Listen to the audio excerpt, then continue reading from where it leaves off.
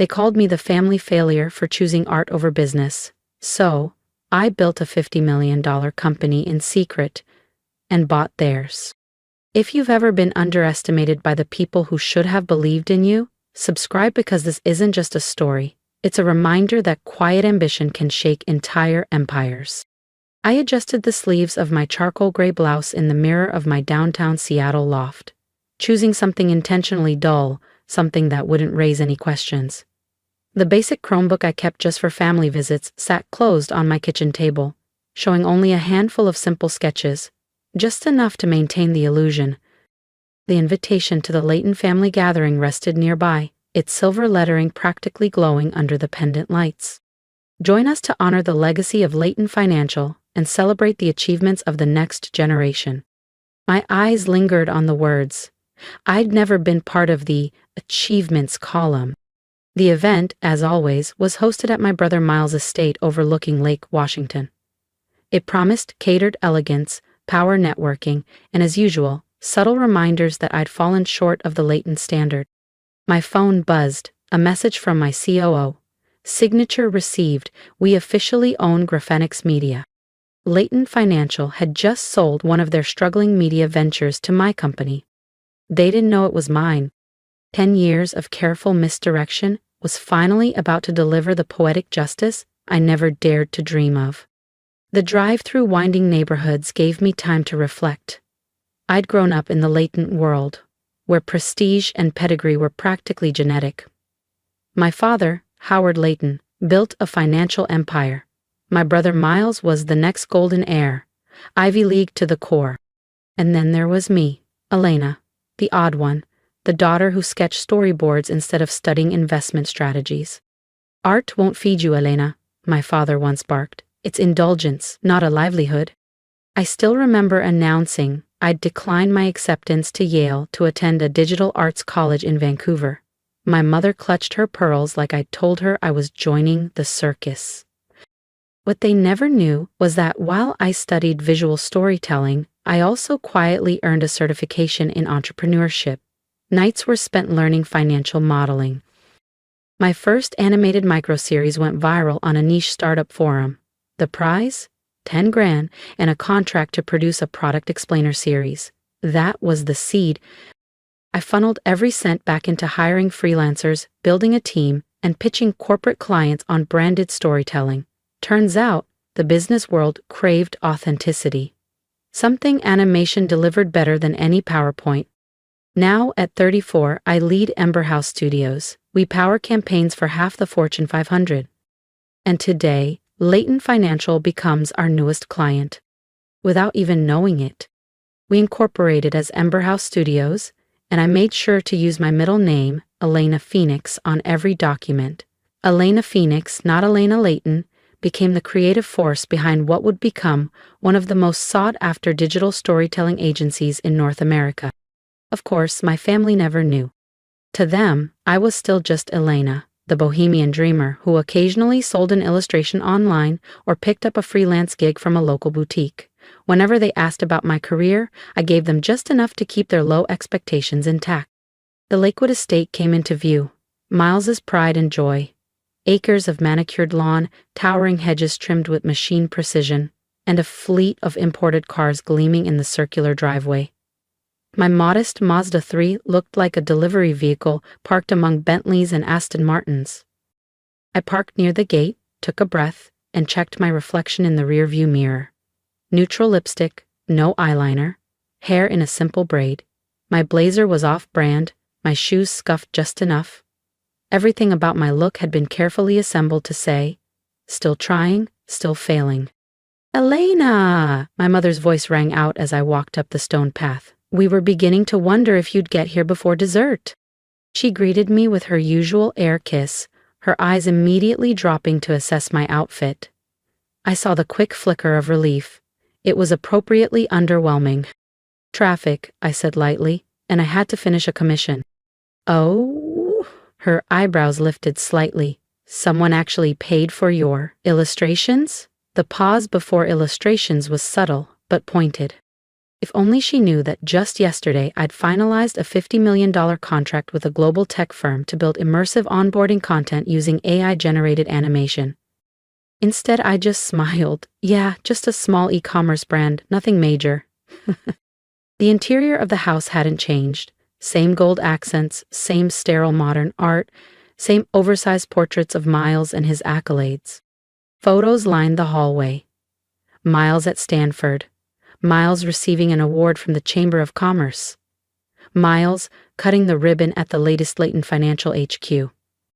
There was one photo of me tucked in a hallway corner, me at 17, in a paint-splattered hoodie, grinning beside a county art fair ribbon. The great room was buzzing. Conversations swirled about crypto valuations, IPO pipelines, and political connections. Near the fireplace, Cousin Blake was boasting about his VC fund's latest bet. Aunt Linda was showcasing her daughter's luxury skincare brand. And in the middle of it all stood Miles, sharp as ever in a Brioni suit. "Elena," he called, lifting his wine glass with that familiar smug tone. "Still chasing your little cartoons? If you've ever been underestimated by the people who were supposed to believe in you, hit that subscribe button, because in the next part, Elena's quiet revenge finally comes to light, and it's nothing short of legendary. I'm so glad you could take time away from your art to join us." Miles offered a brief embrace, barely touching me, careful not to wrinkle his custom-tailored suit. "You look," he paused, eyes scanning my understated outfit, "comfortable." "Thanks," I replied, tugging gently at the hem of my off-the-rack Target dress, playing the role he expected. "Your suit is sharp." "Brioni," he said, smoothing the fabric. "A little something to celebrate our latest win. Leighton Financial just acquired our biggest competitor in the fintech space." I nodded, biting back a smirk. If only he knew that by tomorrow, his company would be under mine. Leighton Financial was hours away from being officially absorbed by Ember House Studios through our newly acquired media tech firm. "That's amazing," I said lightly. "Sounds like things are really taking off." "Better than ever," Miles beamed with pride. "Actually, I was just sharing our next expansion strategy. We're moving into digital content, animations, VR training tools, interactive campaigns. Corporate storytelling is the next frontier." My heart skipped. There it was, the reason I'd moved so aggressively on acquiring their media arm. They had no idea they were marching straight into my arena. "Animation?" I asked innocently. "Sounds complicated." Miles chuckled, his voice just a little too loud. "Oh, Elena, it's just business. We won't be doing the actual design work. That's what freelancers are for. People like—" He waved vaguely in my direction. Relatives had started to gather around, drawn by his laughter and the scent of superiority.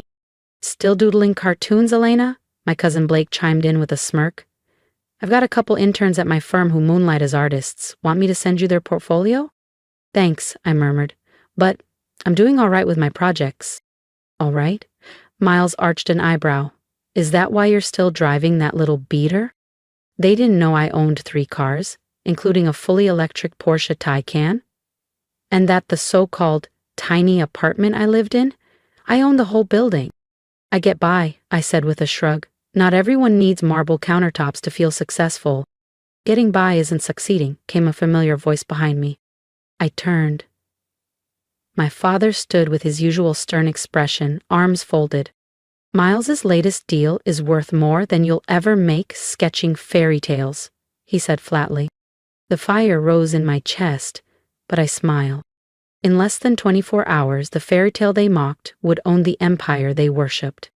By this time tomorrow, Elena Phoenix would be revealed as the CEO of Ember House Studios and the new owner of Leighton Financial's digital subsidiary. But tonight, I simply smiled and excused myself to get a drink. Let them enjoy their illusion of superiority a little longer. Let them believe I was still the floundering artist, barely making rent. After all, revenge is an art form too. The family gathering stretched into the evening, every hour bringing fresh opportunities for my relatives to offer backhanded compliments or outright reminders of my potential that never amounted to much. Meanwhile, I checked my phone like clockwork. Messages rolled in from my executive team. Press release cleared by legal. Features secured with Forbes for the 10 a.m. embargo. Board transition documents signed. It was all happening. I stood near the floor-to-ceiling windows, watching the golden light slip behind the manicured hedges of Miles' waterfront estate. That's when my father approached, swirling a glass of his favorite 18-year Highland Scotch, the same brand I kept stocked in my corner office in downtown Seattle. "Elena," he began, voice steeped in that signature disappointment. "Your mother and I have been talking." I braced myself. These conversations were never soft landings. "Your brother's new digital division will need creatives," he continued. "Entry-level stuff. Animations, illustrations, nothing too artistic, but stable, good benefits, a real salary." He emphasized real, like it was a jab. "She's willing to give you a chance," he added, "despite your lack of business experience." I sipped my champagne to hide my smile. If he only knew, Ember House's annual revenue nearly tripled what Leighton's entire media strategy had earned to date. "Thanks, Dad," I said, "but I'm doing fine with my freelance work." He sighed audibly. "Elena, you're 34. Don't you think it's time to stop pretending art is a career?" His gaze drifted to my simple dress, the shoes I'd scuffed on purpose, the facade I'd kept so carefully curated. "You could have gone to Yale. You could have led the next generation of Leightons." Instead, I'd chosen pixels and passion, and built an empire they couldn't even see. I opened my mouth to speak, ready to finally pull the curtain back, when my phone buzzed. All board members confirmed for tomorrow's 9 a.m. meeting. We're greenlit." I closed my mouth. "Not yet. 12 more hours. Then the art show begins." "Actually, what?" my father pressed, his brow raised in that familiar, disappointed way. "Nothing," I said softly. "You're right. I made my choices." He shook his head and walked away, leaving me standing by the window as the final rays of sunlight faded behind the Douglas firs lining the lake. Across the room, I heard Miles's laugh rise again, sharp, performative. "Lena's always marched to the beat of her own drum," he was saying to Aunt Linda. "Some people just aren't built for real success. But hey, at least she's finally humble enough to accept help." I glanced at my watch. 7:30 p.m. 14 hours. That's all that stood between this moment and the shift that would change everything. The rest of the evening passed in a blur of polite condescension and patronizing offers. Blake, always smug, offered to teach me basic accounting. Aunt Linda suggested her daughter could help me set up a real portfolio site. Even my mother pulled me aside to show me job listings for junior graphic designers. Through it all I nodded, smiled, and played my part, the quiet, harmless underachiever in their overachieving world. But beneath the surface, I was ticking off the minutes. As the party wound down, Miles found me near the coat check. "I hope you'll give Dad's offer some real thought," he said, his voice syrupy with false kindness. "We'll start you at entry level, just simple design work for internal decks and training guides, nothing overwhelming." I thought of my corner office overlooking Seattle's skyline, of the 200-plus employees at Ember House, of the projects we were developing with tech giants and Hollywood studios. "I'll think about it," I said smoothly. "Don't take too long," he warned. "Once we go public with our digital expansion next week, we'll be flooded with applications. I'm only offering this because you're family." He handed me my coat. "Oh," he added, eyeing my outfit, "and if you do come on board, we'll need to update your wardrobe. That dress is a bit casual. You'll want to look more professional." I looked down at my carefully chosen outfit. Modest, outdated, deliberately unremarkable. I thought of the walk-in closet at home filled with Prada, Dior, and Alexander McQueen. "I'll keep that in mind," I replied. As I drove back toward the city, the weight of the last 10 years hit me. 10 years of playing small, of letting them believe I'd failed. And now, finally, the moment I'd waited for was nearly here. The reveal, the reckoning, the masterpiece. Back in my Seattle penthouse, I slipped out of my struggling artist costume and into a pair of silk pajamas, luxuriously soft and worth more than Miles' entire wardrobe, including that smug Brioni suit. I opened my real laptop, the one I used to run an empire, not the decoy I brought to family events. On screen, the final acquisition documents for Leighton Financial's digital division glowed in soft light.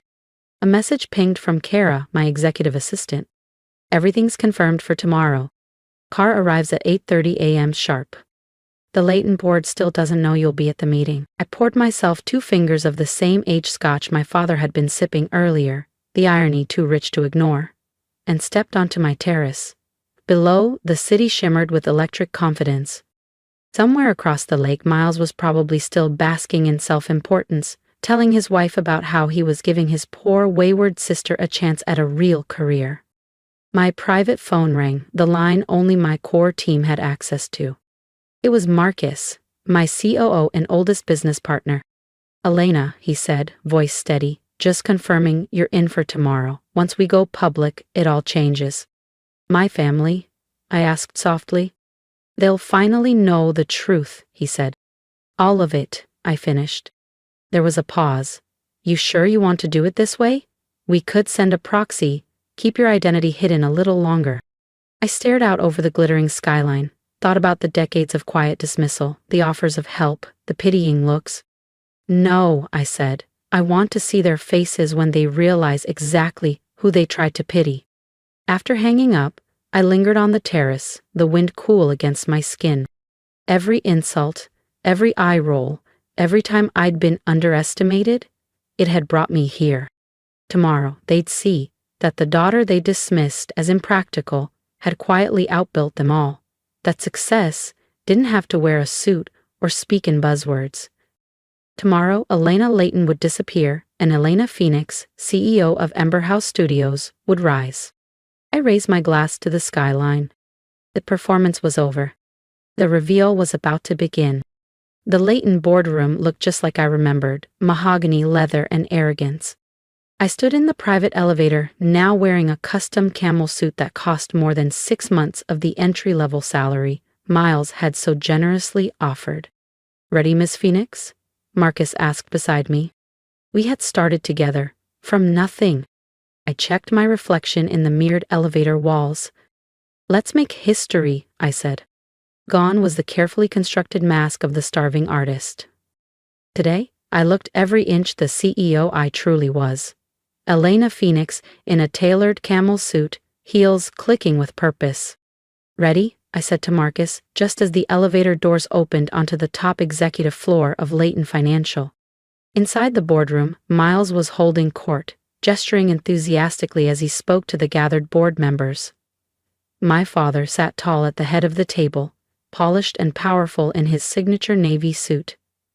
Neither noticed me at first, too wrapped up in a future they were certain belonged to them. "The Ember House team should be here any minute," Miles was saying, brimming with confidence. "Once we finalize this partnership, Leighton Financial will lead the digital content space in under a year." "Actually," I said, stepping fully into the room, "there's been a slight change of plans." The room froze. Miles stopped mid-sentence, his mouth parted slightly, caught off guard. My father slowly stood, a frown forming. "Elena? What are you doing here? This is a private board meeting." I smiled, calm and composed, and placed my briefcase on the table. "I know exactly what this meeting is. In fact, I'm the one who called it." "This is absurd," Miles snapped, snapping out of his shock. "Security? That won't be necessary," Marcus said, stepping in smoothly. "Miss Phoenix has every right to be here." "Phoenix?"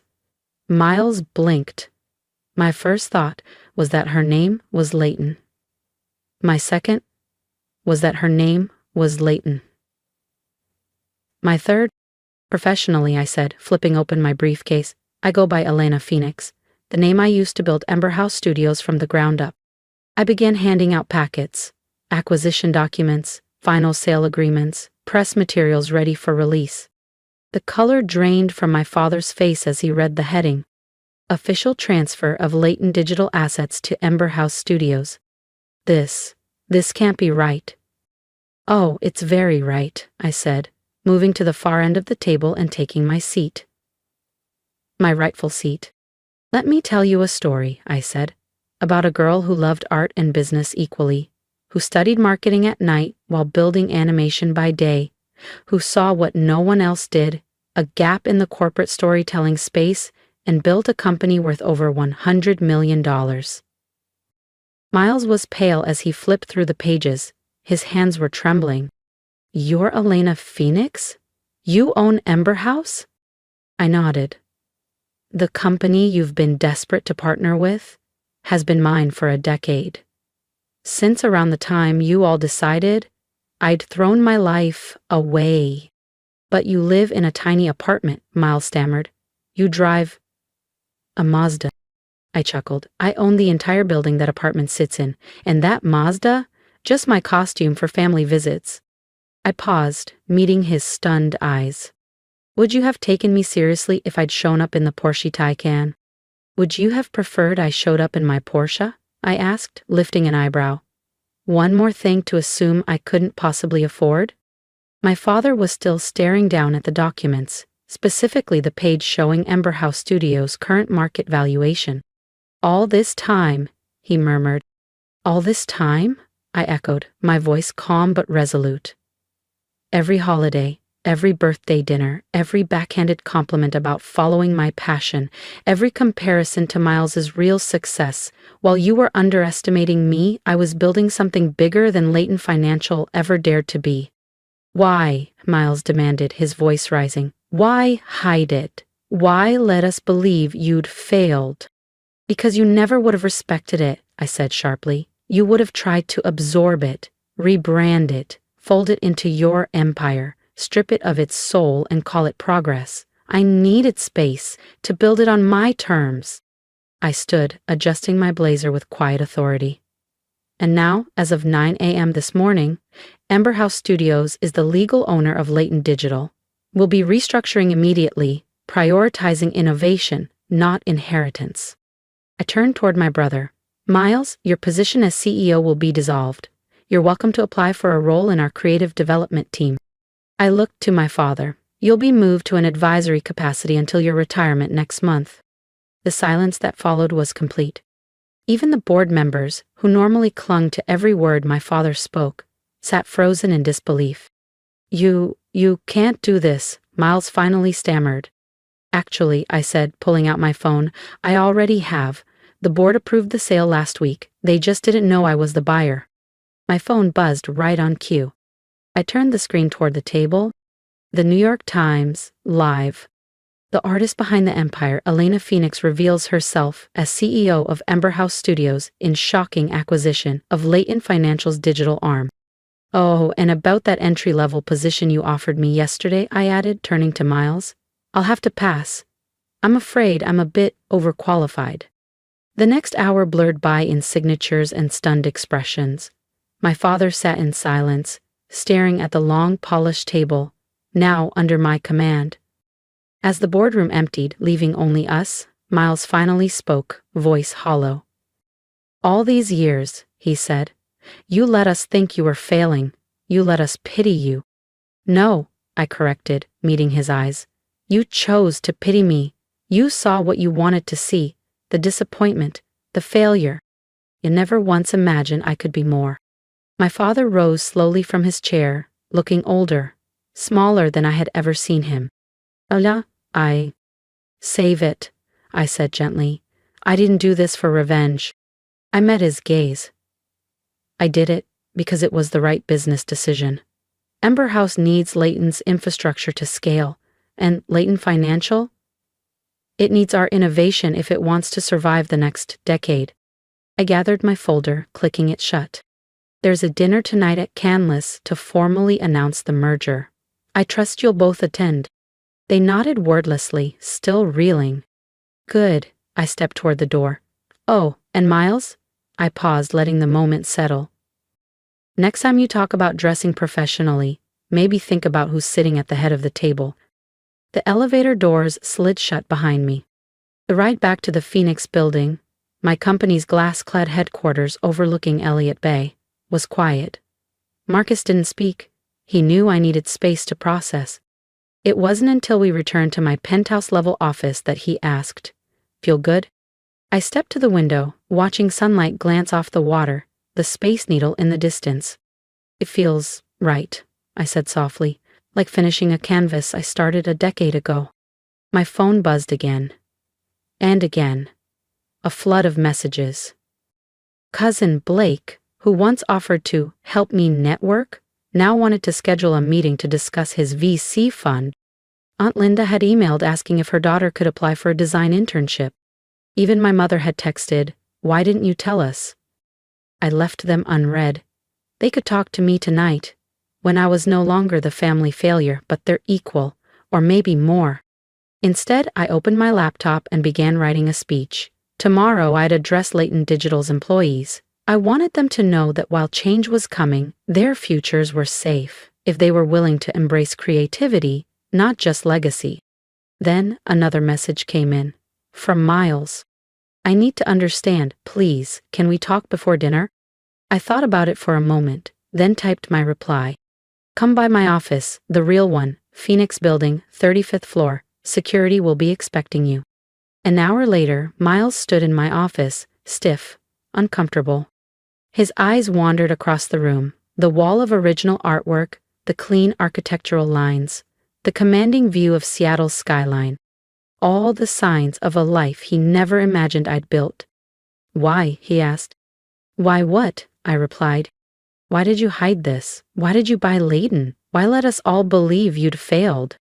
"All of it." I gestured for Miles to take a seat. "Because you and Dad never would have accepted my success on my terms," I said. "You would have reshaped it, repackaged it, forced it into your definition of achievement, board meetings, profit margins, a rigid corporate mold." I shook my head. But Ember House thrived because it wasn't traditional. We innovate, we tell stories, we lead with vision, not just spreadsheets. "But we're family," he said a little too defensively. "We could have helped." "Like you helped yesterday," I raised an eyebrow, "by offering me an entry-level design job out of pity? That's not help, Miles. That's control." He had the decency to look embarrassed. "I never knew," he admitted quietly. "I never even suspected." "Because you never looked," I said simply. "None of you did. You saw what you expected. The flaky sister who traded stocks for sketches. You never stopped to think that maybe art and ambition aren't mutually exclusive." He turned toward the window, the skyline reflected in the glass. "What happens now?" "Now," I exhaled. "Now we move forward. Layton Digital becomes part of Ember House. We create something new. If you're willing to learn, to adapt, there may be a place for you. But not as CEO, not anymore." He nodded, the reality finally sinking in. "You're not just my little sister anymore, are you?" I gave a small smile. "I never was. You just never saw who I really was." That evening, standing before our extended family at Canlis, I raised my glass. "To new beginnings," I said, "and to the art of success." Later, back in my penthouse, I opened an old sketchbook, the same one I'd carried through college. On the last page, in fading ink, was the quote that had carried me through. "The greatest art lies in hiding your mastery until the perfect moment of revelation." I smiled and closed the book. My masterpiece was complete. If you've made it this far, thank you for walking with me through the silence, the struggle, and the triumph. My name is Elena Phoenix, and for 10 years I was the family failure, the dreamer, the artist who never quite fit. I watched from the sidelines as my family built legacies, while I quietly built mine in the shadows. But today, I stand in the light, not to gloat, but to remind you, you don't have to prove your worth on anyone else's terms. If this story resonated with you, if you've ever been told your dreams were too small, too impractical, too different, I want to hear from you. Leave me a comment below. Talk to me, not just the character. What would you say to someone who's just now beginning their own silent climb? What would you tell the version of yourself that almost gave up? I want this space to be more than a story. It should be a community of people who know what it's like to be overlooked and to rise anyway. And here's my advice, from one underestimated soul to another. Let them misunderstand you. Let them doubt. Use it as fuel, not to prove them wrong, but to prove yourself right. Build in the quiet. Grow in the dark, and when the time comes, emerge with something so powerful, they'll wonder how they never saw it coming. If you believe stories like this matter, subscribe to the channel. Share it with someone who's silently fighting for their dream. We need more stories where the underdog doesn't just survive, but thrives.